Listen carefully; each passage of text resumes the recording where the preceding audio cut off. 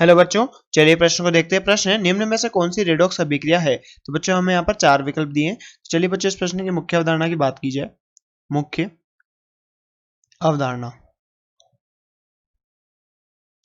तो बच्चों मुख्य अवधारणा में बात करें रेडॉक्स अभिक्रिया क्या होती है।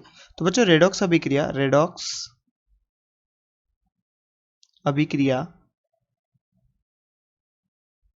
तो बच्चों रेडॉक्स अभिक्रिया एक ऐसी रासायनिक अभिक्रिया होती है बच्चों जिसमें ऑक्सीकरण व अपचयन एक ही रासायनिक अभिक्रिया में होता है। तो एक ऐसी रासायनिक अभिक्रिया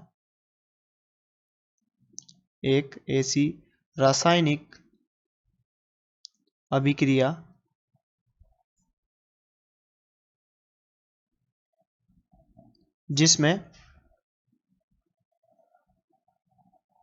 ऑक्सीकरण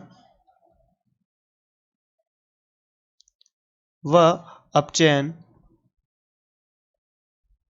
दोनों हो।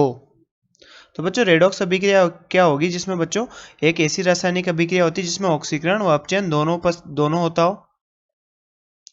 होता है। तो बच्चों अगर हम यहाँ पर बात करें विकल्प नंबर ए की, तो बच्चों पहली अभिक्रिया के यहाँ पर H2SO4 बच्चों अभिक्रिया कर रहा है किसके साथ, NaOH के साथ, और अभिक्रिया करके बच्चों क्या बनाता है। तो बच्चों हम यहाँ पर देख सकते हैं कि H2SO4 क्या प्रबल अम्ल है और यहाँ पर NaOH क्या प्रबल क्षार है। तो बच्चों ये क्या है, क्षार और अम्ल। तो बच्चों यहाँ पर अम्ल क्षार अभिक्रिया होती है और यहाँ पर क्या बनता है बच्चों, लवण प्लस जल। यहाँ पर Na2SO4 प्लस बच्चों यहाँ पर बनता है जल। अगर बच्चों हम इस समीकरण को संतुलित करें तो यहाँ पर 2NaOH और 2H2O। तो बच्चों ये संतुलित समीकरण होगी, अर्थात बच्चों ये कैसी है, ये अम्ल क्षार अभिक्रिया है, ना कि कोई रेडॉक्स अभिक्रिया। तो ये अम्ल क्षार अभिक्रिया है।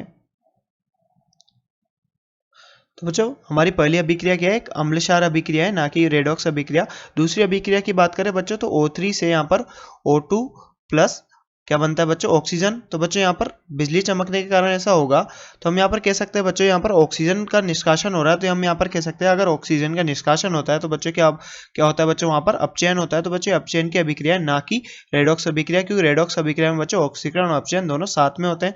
तो बच्चों यहाँ पर ये भी और रेडॉक्स अभिक्रिया नहीं होगी। तो बच्चों विकल्प नंबर 3 तीसरे विकल्प की बात करें तो तीसरा विकल्प क्या है बच्चों, कि नाइट्रोजन ऑक्साइड बच्चों बिजली चमकने के कारण किस में परिवर्तित हो रहा है बच्चों, N2 प्लस O2 में। तो बच्चों अगर हम इस समीकरण को संतुलित करें यहाँ पर तो 2NO। तो यहाँ पर बच्चों नाइट्रोजन की ऑक्सीकरण संख्या की बात करें तो नाइट्रोजन किस में बच्चों, +2 में, और ऑक्सीजन किस में, -2 में। अब बच्चों ऑक्सीजन यहाँ पर जा रही है किस में, -2 से 0 में। तो बच्चों यहाँ पर ऑक्सीजन की ऑक्सीजन संख्या 0 और नाइट्रोजन की भी ऑक्सीजन संख्या 0। तो ऑक्सीजन बच्चों यहाँ पर -2 से 0 में जा रही है। तो यहाँ पर इसका क्या हो रहा है, ऑक्सीकरण। जबकि बच्चों नाइट्रोजन यहाँ पर +2 से 0 में जा रहा है, नाइट्रोजन +2 से 0 में जा रहा है। तो यहाँ पर इसका क्या हो रहा है बच्चों, अपचयन। तो बच्चों एक ही रासायनिक अभिक्रिया में ऑक्सीकरण और अपचयन दोनों हो रहा है। तो अतः बच्चों ये क्या होगी, अतः ये रेडॉक्स अभिक्रिया है। अतः यह रेडॉक्स अभिक्रिया है।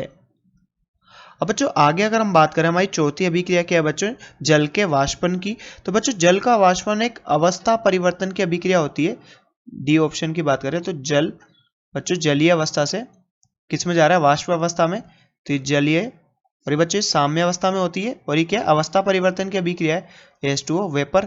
तो बच्चों क्या है, ये वाष्पन की क्रिया जो कि क्या होती है बच्चों, अवस्था परिवर्तन की अभिक्रिया होती है, अवस्था परिवर्तन।